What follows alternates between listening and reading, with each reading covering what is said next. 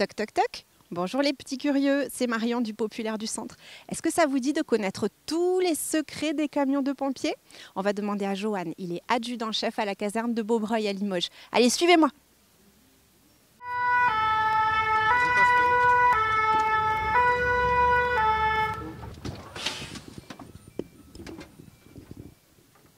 Bonjour les petits curieux, je m'appelle Johan, sapeur-pompier professionnel à Limoges. Et je voulais savoir si ça vous intéresserait de savoir ce qu'il y a dans un camion de pompiers. Alors je vais vous présenter un camion d'incendie dans lequel on se sert pour éteindre les feux. Vous savez que les sapeurs-pompiers, on n'intervient jamais tout seul, on intervient toujours en équipe. Et dans ce camion, on a d'abord 6 sapeurs-pompiers qui sont dans ce camion. Pour éteindre un incendie, il faut qu'on soit 6.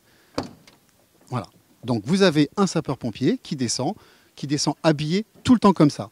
Donc il est en tenue d'intervention pour l'incendie, avec son casque, sa cagoule, sa tenue de protection, et également, comme vous savez, la fumée, on ne peut pas respirer dans la fumée, il a systématiquement un appareil qui lui permet de respirer dans les fumées.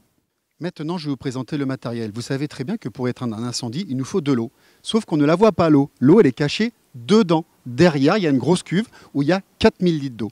Et bien sûr, pour amener l'eau, il faut des tuyaux. Et dans un camion d'incendie, comme celui-là, il y a 800 mètres de tuyaux. 800 mètres, c'est 2 fois le tour d'un stade. Maintenant, nous venons de passer derrière le camion. Comme je vous ai dit, pour éteindre un incendie, il faut d'eau. Mais malheureusement, il faut énormément d'eau. Et on n'a que 4000 litres d'eau. Donc, ici, nous avons derrière des dividoirs où il y a 200 mètres par dividoir. C'est très lourd, ça fait 250 kg. Et c'est là où il faut être très sportif pour être sapeur-pompier parce qu'il faut courir avec. Et après, ici, vous avez la pompe pour envoyer l'eau en pression. La partie basse, ici, l'eau arrive au camion. Et en partie haute, l'eau ressort du camion pour aller vers le pompier qui a besoin d'éteindre un incendie. Donc là, nous sommes de l'autre côté du camion. Et comme je vous ai dit, il y a énormément de tuyaux. Et de ce côté, on trouve encore des tuyaux avec une lance. Mais pour brancher les tuyaux entre eux, il nous faut des appareils, des accessoires qu'on trouve ici, voyez, ici.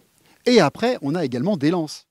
On trouve également des bouteilles de réserve pour respirer, des cordes, parce que vous savez que les sapeurs-pompiers, on peut descendre aussi en rappel d'une façade d'immeuble. On trouve des bacs pour récupérer des produits dangereux.